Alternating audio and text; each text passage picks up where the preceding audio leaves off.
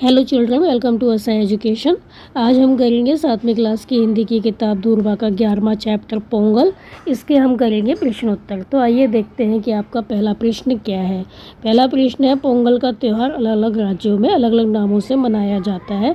तो पाठ के आधार पर तालिका भरो।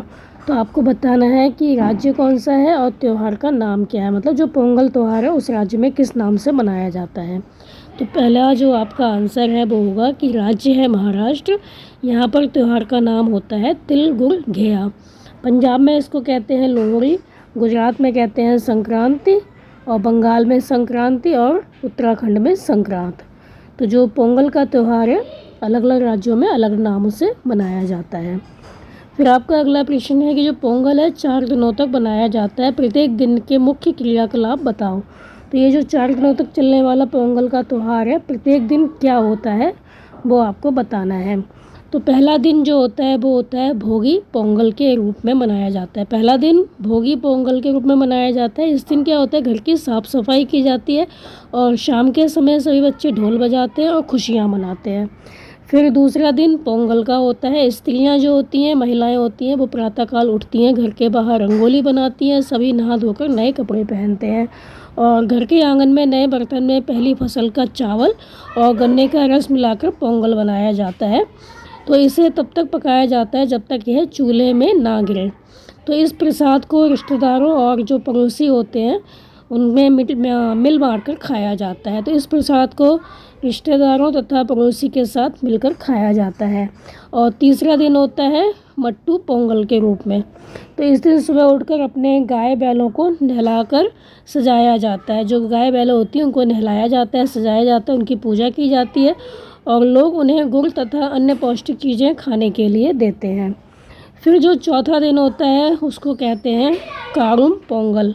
तो इस दिन पूरा परिवार मेले में जाता है और पूरा दिन परिवार के साथ लोग मेले का आनंद उठाते हैं। फिर आपका जो अगला प्रश्न है वो है, भारत एक कृषि प्रधान देश है, इस बात को सिद्ध करने के लिए 2 उदाहरण दो। तो कैसे तुम बताओगे, कैसे कह सकते हो कि भारत एक कृषि प्रधान देश है। तो आंसर होगा कि भारत एक कृषि प्रधान देश है। इसके 2 मुख्य उदाहरण हैं। एक तो यह है कि भारत के अधिकतर त्यौहार कृषि पर आधारित होते हैं और दूसरा यह है कि भारत के 70% लोग कृषि ही करते हैं, खेतीबाड़ी करते हैं। इसी कारण हम कह सकते हैं कि जो भारत है वो कृषि प्रधान देश है। फिर आपका अगला प्रश्न है, तुम्हारे प्रदेश में कौन कौन से त्यौहार मनाए जाते हैं, तुम्हें कौन सा त्यौहार सबसे अच्छा लगता है। तो हमारे प्रदेश में, जैसे कि मैं दिल्ली का निवासी हूँ, तो हमारे यहाँ तो होली, दिवाली, लोहड़ी, पोंगल, क्रिसमस, ईद, दशहरा, ये सारे त्यौहार बहुत धूमधाम से मनाए जाते हैं। लेकिन मुझे दिवाली बहुत पसंद है। बिल्कुल साफ़ सुथरा त्यौहार होता है ये। दिवाली की रौनक बहुत पहले से आरंभ हो जाती है। इस दिन काफ़ी छुट्टियाँ होती हैं क्योंकि ये त्यौहार जो है वो 6 दिन तक चलता है।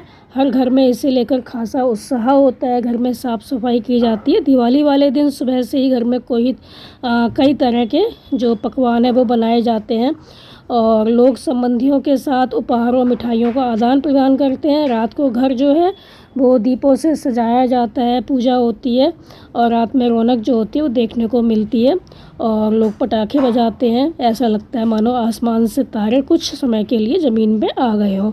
तो चारों तरफ हम देखते हैं जो दिए हैं वो जल रहे होते हैं, झालरें लगाते हैं लोग, तो बहुत अधिक रोशनी होती है, तो ऐसा लगता है मानो आसमान के तारे ही ज़मीन पर आ गए हों।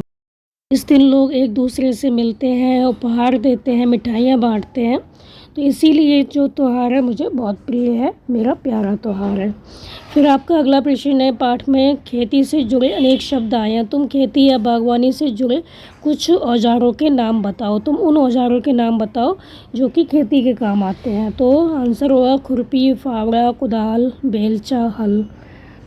फिर आपका अगला प्रश्न है, पोंगल के दिन घर आंगन को रंगोली से सजाते हैं। रंगोली बनाने के लिए किन किन चीज़ों का प्रयोग किया जाता है, सूची बनाओ। तो रंगोली के लिए कौन कौन सी चीज़ें उपयोग में लाई जाती हैं। तो रंगोली में भरने के लिए अलग अलग रंगों तथा एक चौक की आवश्यकता होती है जिससे डिज़ाइन बनाया जा सके। तो लोग जो होते हैं वो फूलों से भी रंगोली बनाते हैं, दीपों से भी बनाते हैं तथा लकड़ी के बुरादे का भी उपयोग करते हैं। फिर अगला प्रश्न है, नीचे दी गई जगह में रंगोली का कोई डिज़ाइन बनाओ। तो ये जगह दी गई है, इसमें आपको रंगोली का कोई भी डिज़ाइन बनाना है। फिर आपका अगला प्रश्न है, पाठ में ऐसी अनेक चीज़ों के नाम आए हैं जिन्हें खाने पीने के लिए प्रयोग में लाया जाता है, बताओ इनका प्रयोग किन किन पकवानों में होता है। तो चावल का प्रयोग किस में होता है? चावल का प्रयोग खीर है, इडली है, डोसा है, पुलाव है, इन सब में किया जाता है। हल्दी का प्रयोग किस में होता है? तो हल्दी का प्रयोग हर प्रकार की जो दालें हैं, सब्जियां हैं, मीट है, इन सबको बनाने में, या सूप वगैरह है, इनको बनाने में भी हल्दी का प्रयोग किया जाता है। फिर है गुड़। तो गुड़ का प्रयोग खीर बनाने में, गुलगुले बनाने में, पट्टी बनाने में किया जाता है। मूंगफली की पट्टी वगैरह बनाते हैं उसमें किया जाता है। गन्ने का क्या होता है? गन्ने से खीर बनाई जाती है।